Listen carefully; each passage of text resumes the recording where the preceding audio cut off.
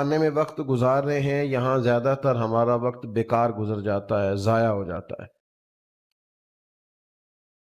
بعض لوگ ایسے ہوتے ہیں جو سنجیدگی کا مظاہرہ نہیں کرتے، سمجھدار ہوتے ہیں، معاملہ فہم ہوتے ہیں، اللہ نے نعمتیں بھی دے رکھی ہوتی ہیں، پر سارا وقت غیر سنجیدہ گزر جاتا ہے، ادھر چلے گئے، ادھر بیٹھ گئے، وہاں نکل گئے۔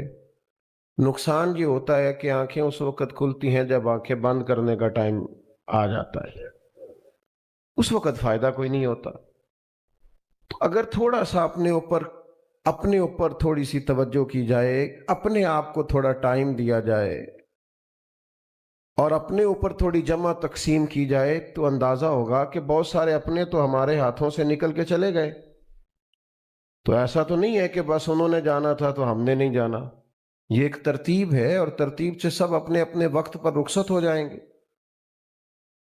اب یہ بات یاد رکھیے گا کہ اپنی آخرت کو بہتر کرنے کے لیے، آخرت کو، دنیا میں انسان نے رہنا ہوتا ہے تھوڑے ٹائم کے لیے، بڑی محنت کرتا ہے، ایک بلب بھی خراب نہیں ہونا چاہیے، اے سی کی کولنگ بھی کم نہیں ہونی چاہیے، جناب بیڈ پر اور بستر پر ذرا سا دھبا بھی نہیں ہونا چاہیے۔ تو تھوڑی دیر کے لیے رہنا ہے تو اتنا بندوبست کر رہے ہیں، تو جس قبر میں ہزاروں لاکھوں سال رہنا ہے اس کے لیے بھی تھوڑا بہت بندوبست کر لینا چاہیے، جد و جہد کر لینی چاہیے۔ اس کے لیے ذرا کام نہیں کرتے، حالانکہ دین یہ تھوڑی کہتا ہے کہ آپ کاروبار چھوڑ کے اور سارے تجارت چھوڑ کے محض آ کے مسجد میں بیٹھ جائیں تو پھر ہی آخرت کی تیاری ہوگی۔ دین کہتا ہے بس اپنے معاملات صحیح صحیح سر انجام دو۔ نبی کریم علیہ السلام نے فرمایا جو سچ بول کے تجارت کرے نا، آپ کی توجہ ہے میری بات پر؟ اللہ تعالیٰ آپ کو مہنگے مہنگے موبائل دے، کبھی کبھی چھوڑنے بھی چاہیے، کوئی فرق نہیں پڑتا۔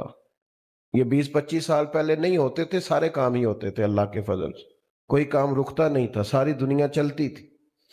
2-4 منٹ کی بات ہے، آپ ذرا توجہ کریں میری بات پر، اور بات چونکہ اپنی نہیں ہے، اللہ رسول کی ہے، لہذا غور سے سننے والی۔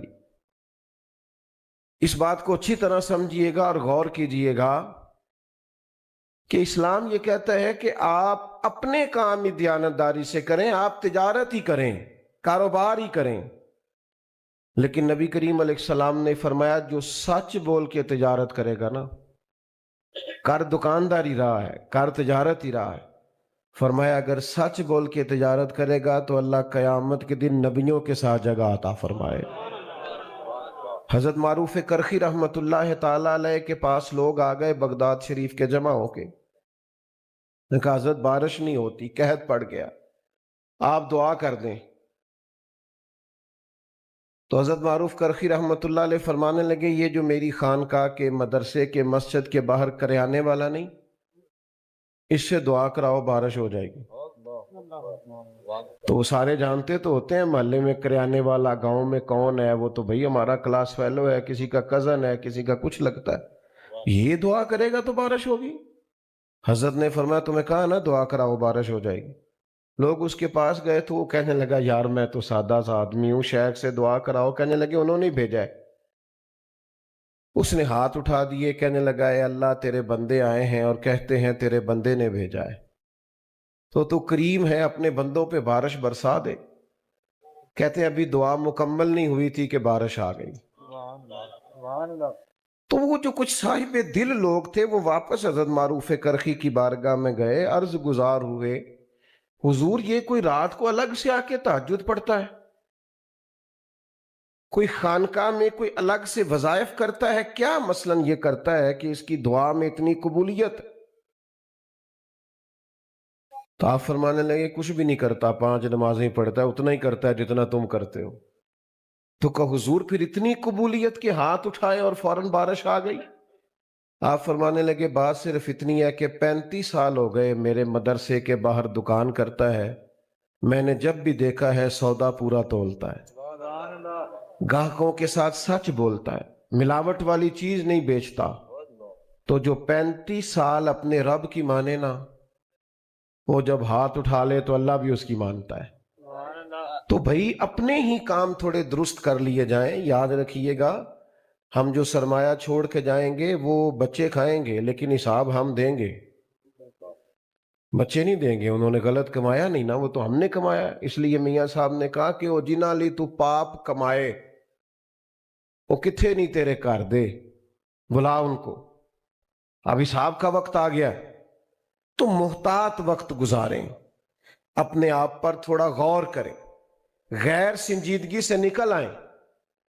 یہ جو ہمارے پاس تھوڑے تھوڑے پیغامات آتے ہیں نا موت کے، یہ موت کے پیغام ہوتے ہیں۔ حضرت ابراہیم علیہ السلام نے عرض کیا تھا مالک، حضرت اسرائیل کو بھیج دیا، پہلے کوئی پیغام ہی نہیں بھیجا۔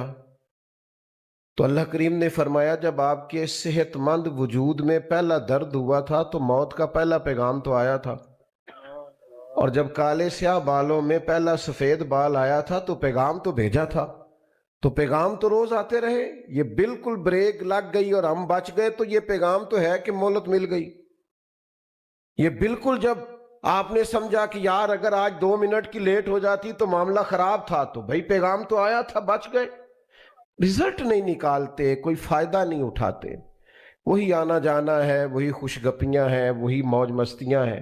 تھوڑا بدل جانا چاہیے، تھوڑی تبدیلی لانی چاہیے، اپنی آخرت کو وقت دینا چاہیے، اپنی قبر و حشر کے لیے کچھ تیاری، کچھ سامان کرنا چاہیے۔ یاد رکھیے گا قبر بہتر ہو جائے نا، آخرت بہتر ہو جائے تو دنیا کی کچھ چھوٹی موٹی تکلیفیں آ بھی جائیں تو گزارا ہو جاتا ہے، ورنہ جو لوگ چلے گئے سو چلے گئے۔ سب سے بڑا عہدہ تو پاکستان میں وزیر اعظم ہونا ہے نا، تو میں آپ کو پاکستان میں جتنے وزراء اعظم رہ چکے ہیں میں سب کے نام نہیں بتا سکتا۔ آئے چلے گئے، چھٹی، فارغ ہو گئے، ختم ہو گیا کام، اب کون پوچھتا ہے بھائی؟ جو سب سے بڑا عہدہ ہے اس پر جو لوگ برا جمال رہے، آپ جا کے ان کی قبروں کو دیکھیں، قبریں شکوہ کرتی ہیں کہ سالوں بیت گئے آیا کوئی نہیں۔ او پئیاں دس دیاں قبراں جنہ تے پھول پئے، ادھروں تے کوئی بھی نہیں آمدہ، ادھروں ہی لکھاں گئے۔ تو جب اتنے بڑے لوگوں کے جانے کے بعد نظام زندگی نہیں رکا تو میں اور آپ ہمارے جانے سے کیا فرق پڑتا ہے؟ تو بھائی اگر تو قبر حشر بہتر ہو گئی تو اگلا معاملہ ٹھیک ہے۔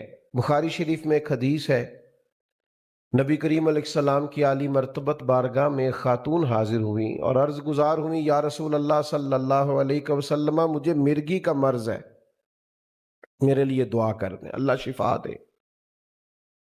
تو بہت سارے لوگ اسی طرح سرکار کے حضور آیا کرتے، حضور دعا کرتے، اللہ شفا دے دیتا۔ حضرت مولا علی کی آنکھوں میں درد تھا، سرکار نے لعاب دعا کر دیتا ہوں اور تو کرے صبر تو پھر میں تیرے لیے جنت کی دعا کروں گا۔ آپ نے سمجھنا ہے بات کو۔ فرمایا اگر صبر کرے، کیا مطلب؟ کہ مرگی کے ساتھ ہی گزارا کرے، تھوڑی دنیا میں تکلیف سہ لے پر تیری آخرت کی بہتری کی دعا کر دیتے ہیں۔ تو وہ صحابہ تھے، 1 منٹ نہیں لیا سوچنے کے لیے، فوراً عرض کرنے لگی حضور میں گویا کر لوں گی گزارا، آپ دعا کریں اللہ مجھے جنت ہی عطا کرے۔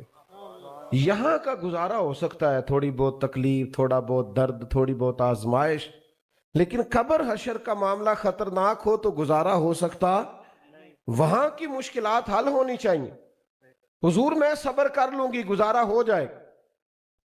نبی پاک علیہ السلام نے دعا کر دی، یا اللہ اسے جنت عطا فرما۔ صحابہ فرماتے ہیں وہ خاتون عرض کرنے لگی، یا رسول اللہ صلی اللہ علیہ وسلم جب مجھے مرگی ہوتی ہے تو میرے جسم سے کپڑا ہٹ جاتا ہے، عورت ہوں، حیا آتی۔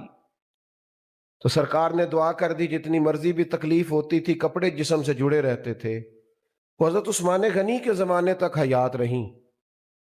کو مدینہ شریف سے باہر سے آتا تھا تو لوگ اسے کہتے تھے جنتی اماں کی زیارت کرنی، اس بوڑھی کی زیارت کرے، اسے دنیا میں حضور نے جنت کی بشارت عطا فرمائی۔ تو آخرت کی بہتری کا بھی تو کچھ نہ کچھ انتظام ہونا چاہیے۔ اچھا پھر اگر ہمارا یہ خیال ہونا کہ میرے بچے پیچھے سے بڑا صدقہ دے دیں گے تو یقیناً جتنا میں نے اپنے ابا جی کے لیے دیا میرے بچے بھی اتنا کو دے دیں گے۔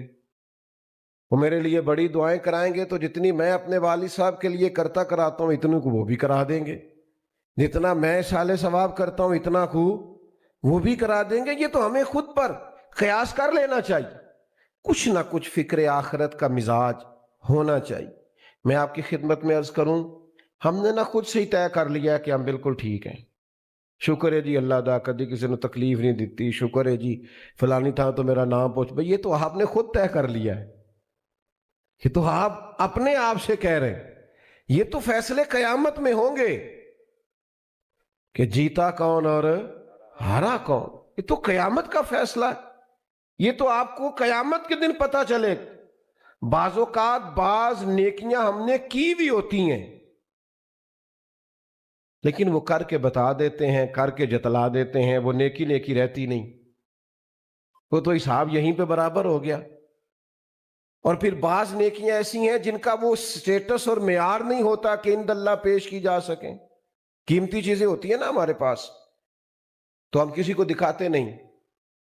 مطلب کسی کے پاس اس وقت بھی جیب میں 8-10 لاکھ روپے ہو تو شاید کسی کو بتائے نہ، بلکہ اب تو محافل میں آنے سے پہلے لوگ قیمتی موبائل گاڑیوں میں چھوڑ کے آتے ہیں، لوگ بتاتے نہیں گھر میں کتنا کیش پڑا، نہیں بتاتے کیونکہ قیمتی سمجھتے ہیں، کتنا سونا پڑا نہیں بتاتے کیونکہ قیمتی چیز ہے۔ تو بھئی نیکیاں کیوں بتاتے ہو، انہیں قیمتی نہیں سمجھتے؟ قیمتی چیز تو چھپائی جاتی ہے۔ اپنی آخرت کے لیے کچھ چھپا کے رکھنا کہ مشکل وقت آیا تو میرے کام آئے گا، یہ بڑا ضروری ہے۔ کچھ نیکیوں کا کسی کو پتہ نہیں ہونا چاہیے۔ ایک 100 گھر تھا مدینہ منورہ میں، تھوڑی سی آبادی ہوتی تھی، 100 گھر پورا، جس میں 2 وقت کھانا بھی جاتا تھا، موسم کے کپڑے بھی جاتے تھے۔ امام ابو نعیم نے اس کو لکھا، ادویات کے لیے اور ضروریات کے لیے رقم بھی جاتی تھی، لیکن شام کے بعد کوئی چہرے پہ نقاب ڈال کے آتا تھا، دے کے چلا جاتا تھا، اگر گھر والے نام پوچھتے تو وہ غصہ کرتا، اور سالوں وہ بوڑھا شخص کھانا لے کے اور ادویات لے کے اور لباس لے کے آتا رہا، پتہ نہیں تھا کسی کو کون ہے۔ پھر اچانک وہ کھانا آنا، وہ خرچہ آنا بند ہوا،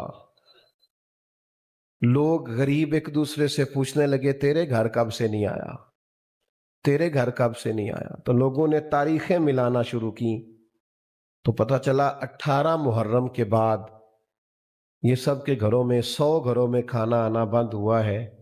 اب جب تحقیق کرنے لگے تو پتہ چلا کہ 18 محرم کو تو امام زین العابدین کا انتقال ہوا، امام حسین